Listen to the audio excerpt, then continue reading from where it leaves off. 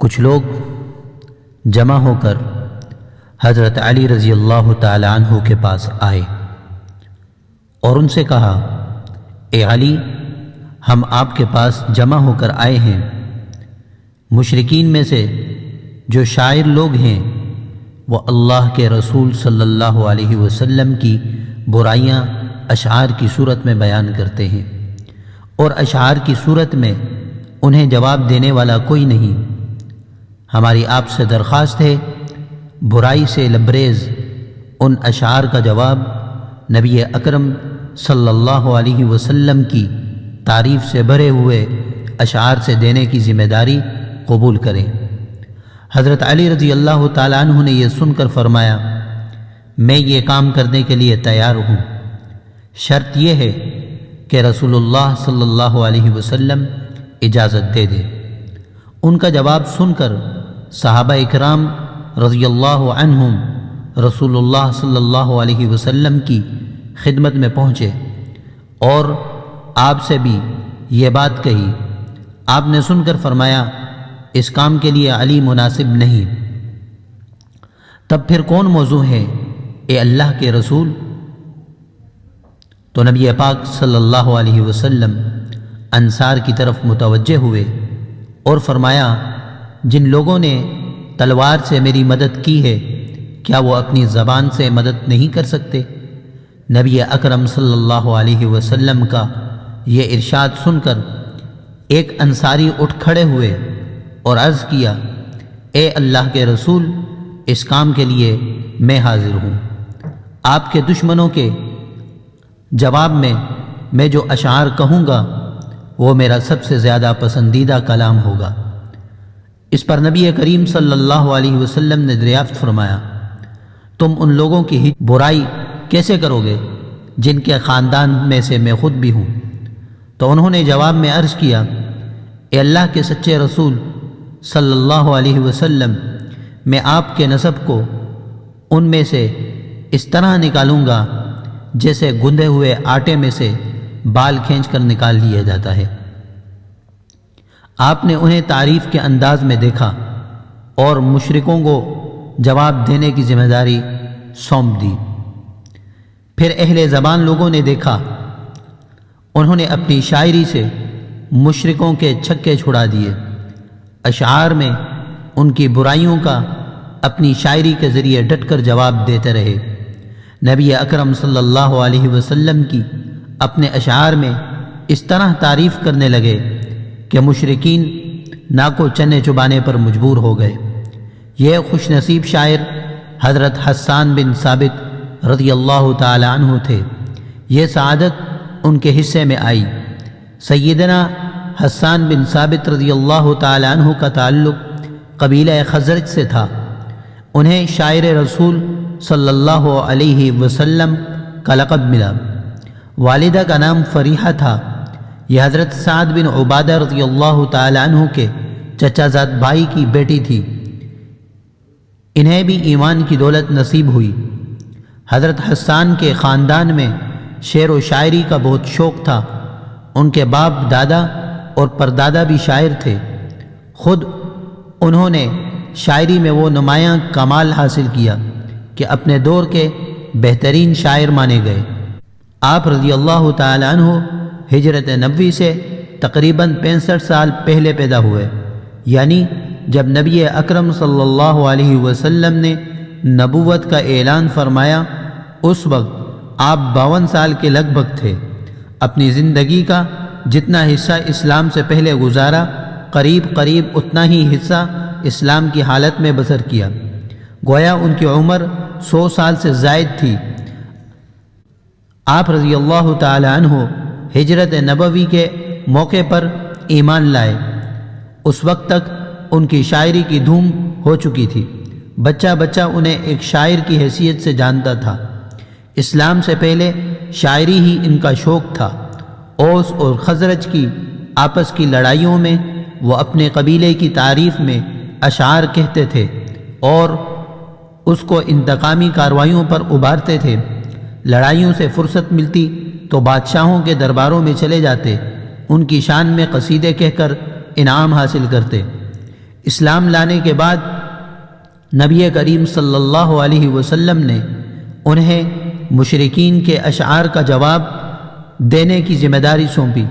ان کے لیے مسجد نبوی میں ممبر بچھایا جاتا تھا جس پر بیٹھ کر وہ کفار کے اشعار کا جواب دیا کرتے اور نبی اکرم صلی اللہ علیہ وسلم کی شان میں اشعار پڑھتے تھے۔ یہ اشعار کفار کے سینوں پر سام کی طرح لوٹتے تھے۔ ایک بار کسی کافر نے آپ صلی اللہ علیہ وسلم کی شان میں اشعار کی صورت میں برائی کی۔ آپ صلی اللہ علیہ وسلم نے حضرت حسان بن ثابت رضی اللہ تعالیٰ عنہ سے فرمایا، اے حسان میری طرف سے جواب دیں۔ ساتھ ہی آپ نے فرمایا، الہی حسان کی مدد فرما۔ ایک اور موقع پر آپ صلی اللہ علیہ وسلم نے فرمایا، اے حسان مشرکین کے خلاف اشعار پڑھیں، جبرائیل آپ کے ساتھ ہیں۔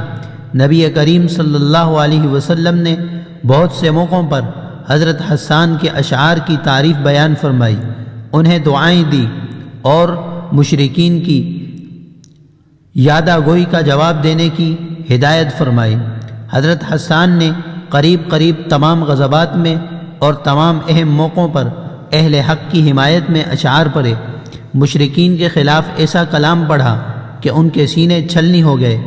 ایک مرتبہ کسی مشرک نے اشعار میں برائی کی، اس کا جواب دیتے ہوئے انہوں نے یہ شعر کہے جن کا ترجمہ یہ ہے، تو نے محمد صلی اللہ علیہ وسلم کی ہجو کی ہے تو میں نے آپ کی طرف سے اس کا جواب دیا، اور اس بات کی جزا اللہ کے ہاں ہے، اور ہم میں اللہ کا امین جبرائیل ہے جس کا کوئی ہمسر نہیں۔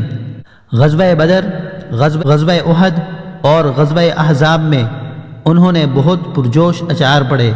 اس طرح کعب اشرف یہودی کے قتل پر اپنی شاعری میں بے پناہ خوشی کا اظہار کیا۔ 9 ہجری میں بنو تمیم کا وفد مدینہ منورہ آیا۔ مشرکین کا مسلمانوں سے زبانی مقابلہ ہوا۔ اس موقع پر مشرکین کی طرف سے ان کے شاعر زبرقان بن بدر نے اپنی قوم کی تعریف میں بہت سے اشعار پڑھے۔ نبی کریم صلی اللہ علیہ وسلم نے حضرت حسان کو حکم دیا کہ اٹھو اور زبرقان کو جواب دو۔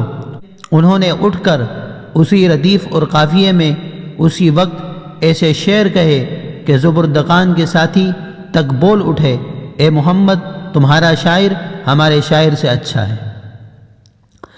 سن 6 ہجری میں نبی اکرم صلی اللہ علیہ وسلم نے مصر کے والی کی طرف اسلام کا پیغام بھیجا۔ اس نے اسلام تو قبول نہ کیا، البتہ تحفے تحائف ضرور بھیجے۔ ان تحائف میں 2 قبطی بہنیں حضرت ماریہ رضی اللہ تعالی عنہ اور حضرت سیرین رضی اللہ تعالی عنہ یہ دونوں شامل تھیں۔ نبی اکرم صلی اللہ علیہ وسلم نے حضرت ماریہ رضی اللہ تعالی عنہ سے خود نکاح فرمایا، جبکہ سیرین رضی اللہ تعالی عنہ سے حضرت حسان بن ثابت رضی اللہ تعالی عنہ کا نکاح کر دیا۔ اس طرح حضرت حسان نبی اکرم صلی اللہ علیہ وسلم کے ہمزلف بھی بن گئے۔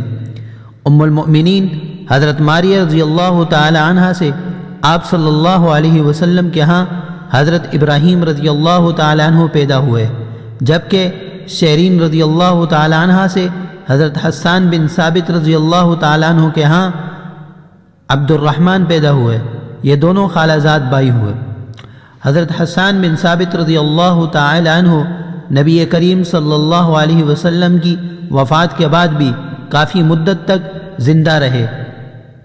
ان دنوں یہ مسجد نبوی کے صحن میں بیٹھ کر لوگوں کو اپنے اشعار سناتے تھے۔ حضرت عمر رضی اللہ تعالیٰ عنہ کے زمانے میں اسی طرح ایک دن شعر پڑھ رہے تھے کہ حضرت عمر رضی اللہ تعالیٰ عنہ آ گئے۔ انہوں نے فرمایا مسجد میں بیٹھ کر اشعار نہ پڑھیں۔ حضرت حسان جلال میں آ گئے، فرمایا میں نبی اکرم صلی اللہ علیہ وسلم کے سامنے مسجد میں اشعار پڑھا کرتا تھا۔ حضرت عمر رضی اللہ تعالیٰ عنہ ان کا جواب سن کر خاموش ہو گئے۔ حضرت حسان بن ثابت رضی اللہ تعالیٰ عنہ کا سب سے بڑا اعزاز یہ ہے کہ آپ نبی اکرم صلی اللہ علیہ وسلم کے شاعر تھے۔ آپ نے سیدنا امیر معاویہ رضی اللہ تعالیٰ عنہ کے عہد خلافت میں سن 54 ہجری میں وفات پائی۔ اس وقت آپ کی عمر 120 سال کے لگ بھگ تھی۔ کافروں کے مقابلے میں آپ نے جو اشعار کہے سیرت اور تاریخ کی کتب میں موجود ہیں۔ آپ اشعار کے ذریعے انہیں منہ توڑ جواب دیتے تھے۔